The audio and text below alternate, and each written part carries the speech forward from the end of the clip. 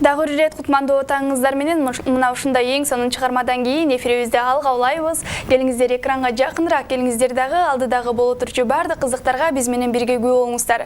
Анан бүгүнкү өзүк майрамын белгилеп жаткан Айтор дегеле жакшы сөзүңүздү арнайм деген болсоңуз, экран алдында турган WhatsApp номерлерибизге SMS билдирүүлөрдү калтырыңыздар. Түз дарегине жеткирип окуп бермекчибиз. Баракелде.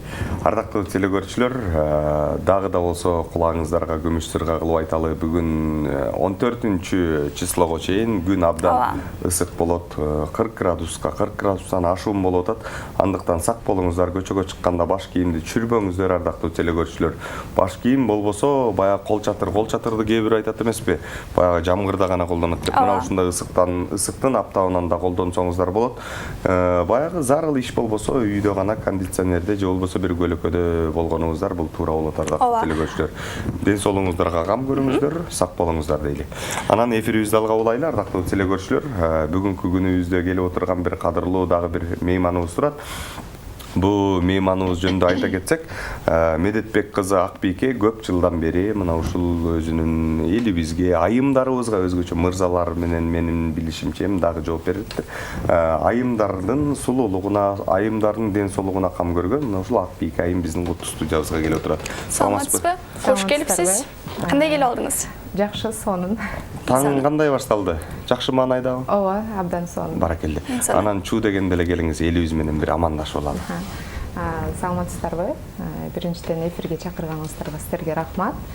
Өзүм жөнүндө кыскача айтып тааныштырып коеюн. Мен Медетбек кызы Акбийке аты жөнүм. 27 жаштамын. 4 баланын энесимин. Билимим боюнча ошол хиджама адисимин жана нутрициологмун.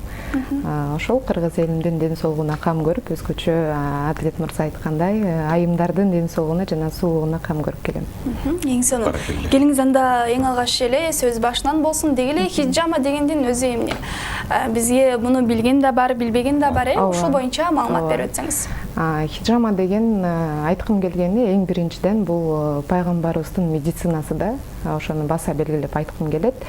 Жана бул байыркы медицина болуп саналат. Хиджаманын ден соолукка пайдасы абдан эле көп, эгерде адисти туура тандаган болсо. Бизде азыр коомдо ошол хиджама жасаган адистер абдан көп, абдан акыркы бир 2-3 жылда абдан көбөйүп кетти.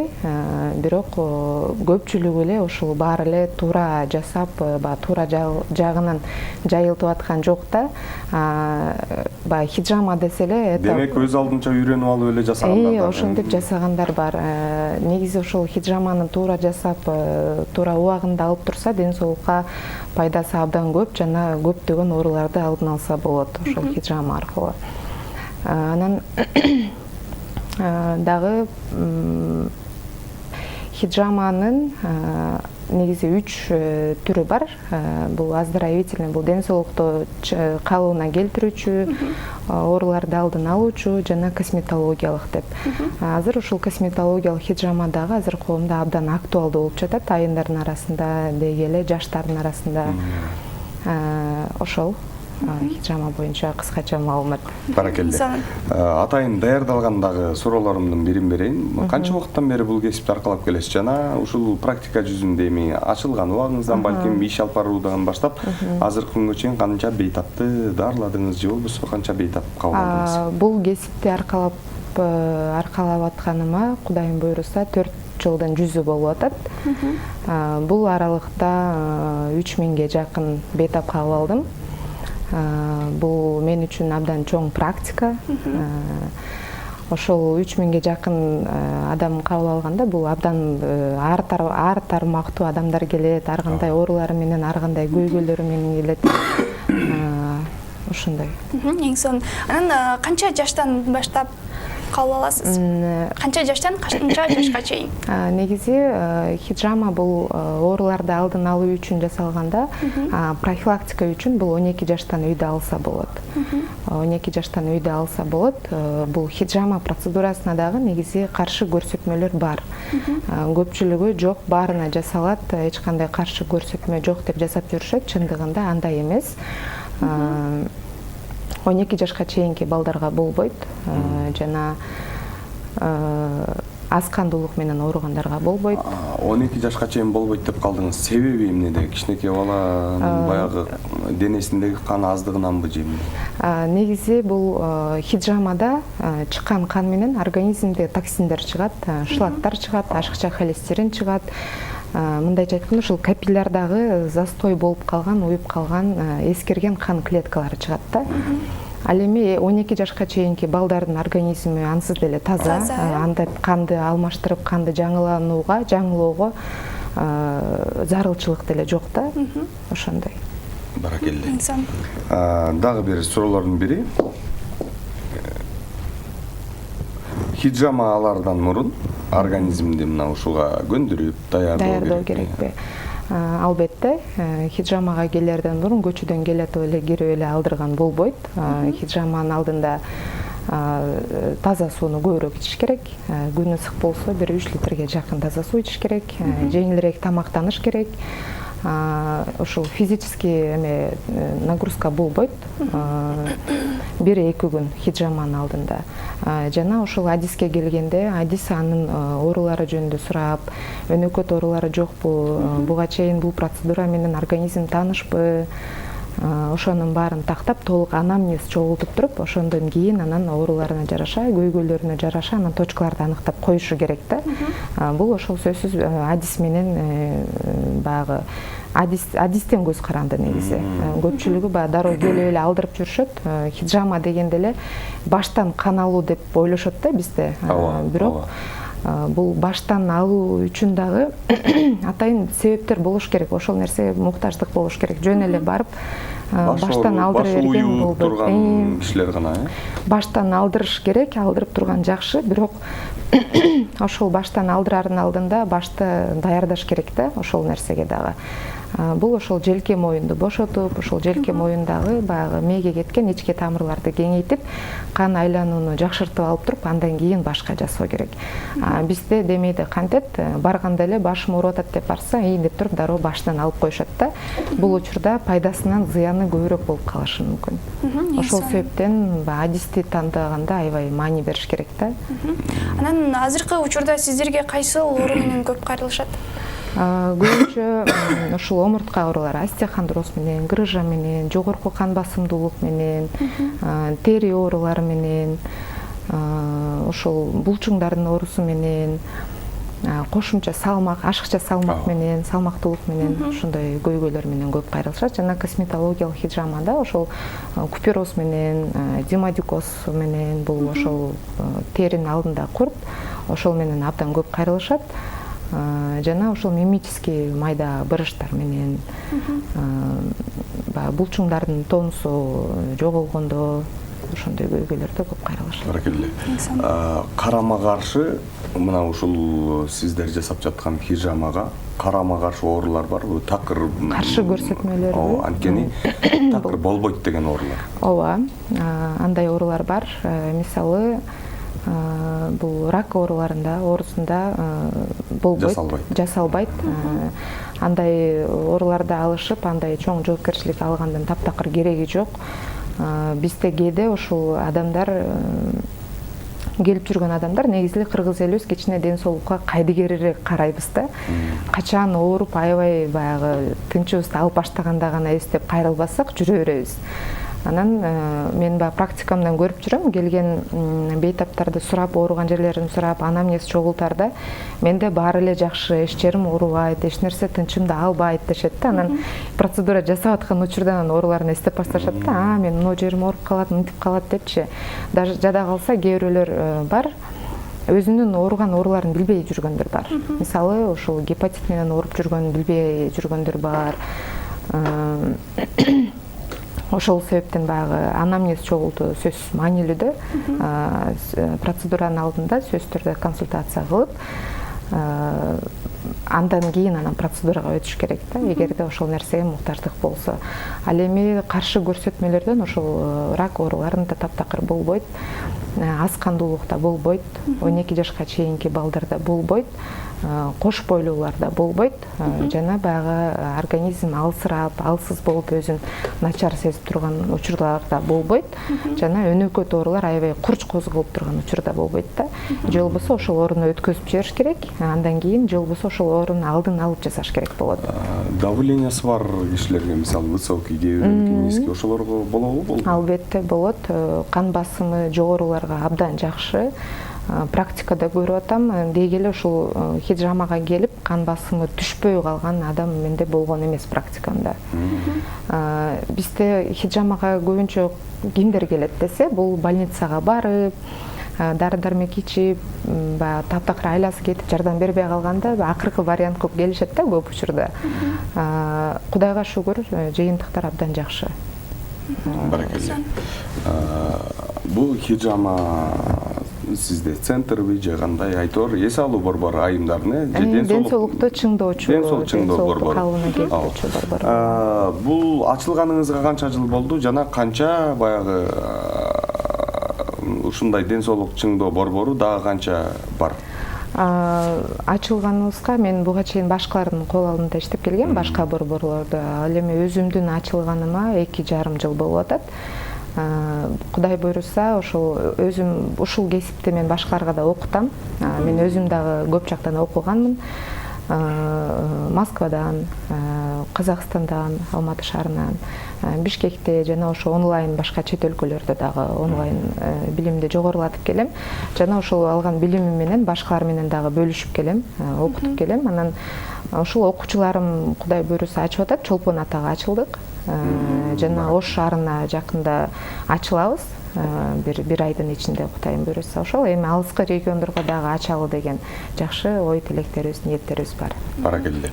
Бул хижаманы профилактика түрүндө алууга мүмкүнбү? Мындай өзүң үчүн негизи ооруну кайсыл бир ооруну дарылагандан көрө ошол оорунун алдын алган алда канча жеңил, оңой жана арзан да. Мен муну бейтаптарга дайым айтып келем. Баягы качан гана ооруп калганда кайрылбай, оорунун алдын алгыла дегенде жетип барабыз да биз өзүбүз. Ошондой болбосун деп дайым айтып келем. Бул хиджама дагы ошол ооруну айыктырууга караганда алдын алууга көбүрөөк жардамы бар да. Көбүрөөк жардамы тиет. Ошондой алдын алып туруш керек. Анан канча убакытта бир алууга мүмкүн хижаманы? Мисалы, бир айда бирби же жарым жылда бирби? Жок, хижаманы профилактика үчүн, ооруларды алдын алуу үчүн жарым жылда бир алып туруу жакшы. Анткени бул ушул биздин капиллярдагы кандар 120 күндө эскирип, өзүнүн функциясын аткарып бүтүп, баягы кан клеткалары формасын өзгөртөт.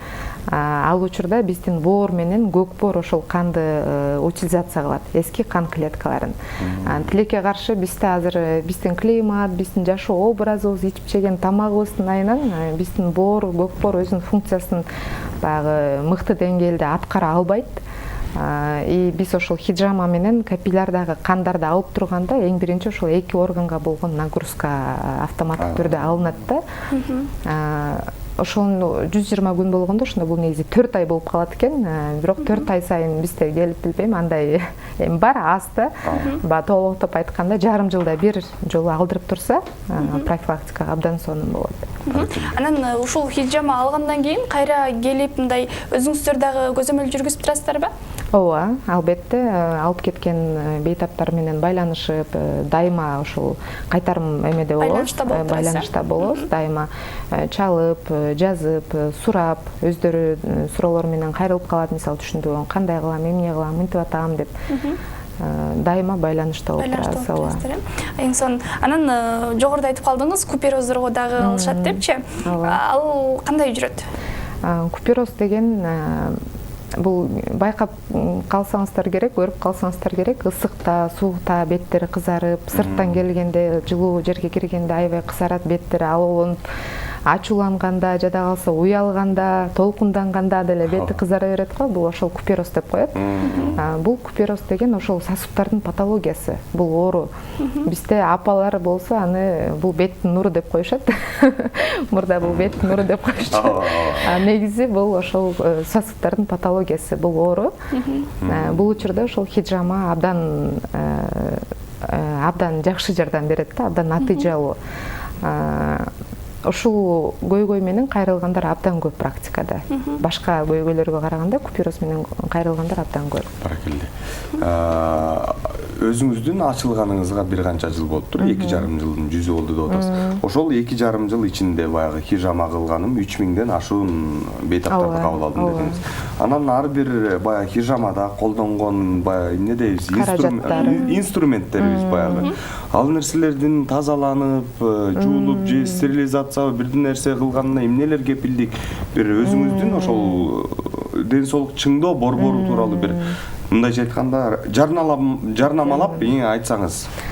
Элге жеткиликтүү болушу. Абдан жакшы суроо болду. Ушул боюнча кененирээк айтып бергим келип атат да. Хижамада бул кан менен болгондуктан, кан менен байланыштуу болуп, кан менен иштегендиктен келген бейтаптагы, жасаган адамдагы, адистагы оору жугузуп алуу коркунучу абдан жогору да. Ошол себептен бул нерсе азыр бизде эми заман өнүгүп калды, мурдагыдай эскичилик жок. Каражаттардын баары одноразовый болуш керек. Бир гана жолу колдонуп ыргытылышы керек. Ошол жана алдына салган шейшептен баштап перчатки, вата, банка, насос, лезвие, спирт, айтор ушул хижамада кандай каражаттар колдонулса, ошонун баары бир гана жолу колдонуп, бир гана кишиге колдонулушу керек да. Жана дароо утилизация болушу керек. Бизде борбордо ушул баардык каражаттар одноразовый, баары стерильный. Мен бул нерсеге абдан маани берем. Жана ошол иштеген кыздардан дагы аябай талап кылам. Эң биринчи талап кылганым ушул да, тазалык. Анткени баягы ден соолук деген аманат. Бирөөнүн сенин борборуңа, ден соолугуна кам көрөм деп келген адамга бир оору жугузуп коюп, бул абдан чоң кечирилгис эле күнөө деп эсептейм да. Ошол себептен башка кесиптештеримди да чакырат элем. Баягы ушул каражаттардан аябай, баягы жумушуңардын сапатына көңүл бургула деп. Баракелде. Кое турган банкабыз дагы бир колдонуучу каражат. Албетте. Ал кандай кийинкисине демек колдонулбайбы ал? Кийинкисине колдонулбайт. Муну ошол баягы көпчүлүгү да эме деп сурап калат, ошол хижамадан кийинки калдыктарды эмне кыласыңар? Анткени бүт колдонулган каражаттар одноразовый болуп атпайбы? Баары ыргытылат, калдык абдан көп чыгат да. Эмне кыласыңар? Барып эле жөн эле таштандыга таштап коесуңарбы деп. Бул жөндө да айтып коеюн, жок, таштандыга ташталбайт, ал баягы калдыктар таштандыга ташталбайт, алар атайын бизде шаарда утилизационный компаниялар бар. Атайын ошол медотходдорду алып кетип, алар өздөрүнүн шарттарында ошол Санпиндин нормасы менен утилизация кылып жок кылышат да. Ошондой анан банкалардагы насос, колдонулган каражаттардын баары эле одноразовый. Баары эле бир гана жолу колдонулат, дароо ыргытылып, дароо утилизация болот. Баракелде. Эми соңку сурообуз болсун. Косметологияда көп учурда кандай көйгөй менен кайрылышат? Жана жогоруда айткандай, ошол купюроз менен абдан көп кайрылышат, дематикоз менен көп кайрылышат. Жана балагатка жеткен кезде баягы бизде балдарда, кыздарда бетинде көйгөй башталат го, безетке чыгып. Ошол учурда абдан көп кайрылышат. Жашы өтүп 45тен ары өтүп калганда эжелер кайрылышат көбүнчө ушул мимикалык бырыштарды жазуу максатында. Жана пигменттик тактарда абдан көп кайрылышат. Пигменттик тактарда дагы хижама абдан натыйжалуу. Абдан 1-2 гана процедурада абдан сонун результат көрө алабыз да. Ошондой менде ошол Instagram баракчамда дагы негизи кирип таанышсаңыздар болот. Абдан көп до и после сүрөттөр бар, жыйынтыктар абдан көп. Баракелде. Ушул учурдан пайдаланып ардактуу телекөрүүчүлөр, Акбийк айымдын Instagram баракчасы, ошол ден соолук чыңдоо борборунун дареги төмөндө жазылып турган Instagramдан кирип толук маалымат алсаңыздар болот. Же болбосо көрсөтүлгөн номерге чалсаңыздар, Акбийк айым өзү сиздерге түз байланышка чыгып, сиздер менен байланышып, толук маалымат берет, дарегин айтат, шарттарын айтат, баардык айтор маалыматты ушул төмөндөгү Instagram баракчасынан же болбосо телефон номерге чалып баардык маалымат алсаңыздар болот. Анан дагы бир суроо пайда болду, ушундан пайдаланып. Бул косметологиянын кандай пайдалары бар? Косметологиялык хижаманын, бул капилляротерапия деп коебуз. муну деле профилактикага алса болот. Анткени бул ошол беттеги микроциркуляцияны жакшыртат, ошол беттеги капиллярдагы застой болгон эскирген эритроциттерди чыгарат. Жана коллаген, эластин деп коебуз, бул коллагенди азыр бизде мисалы ичип атабыз витаминдерди, кремдерин колдонуп атабыз. Бул ошол хиджамадан кийин ошол коллаген табигый жолдо жакшы өлчөмдө, көп өлчөмдө өзү бөлүнүп баштайт да. Ошол менен баягы бетибиздин картаюу процессин жайлатса болот. Ушул хиджаманы профилактикага жасатып, картаюу процессин жайлатса болот. Брыштарды жазсак болот, бетибиздеги ошол мимический брыштарды. Ошондой. Баракелде. Акбийке айым, сизге ыраазычылык билдирем. Баягы атайын убактыңызды бөлүп ушул хижама деген толук бир маалымат берип кеттиңиз хижама тууралуу.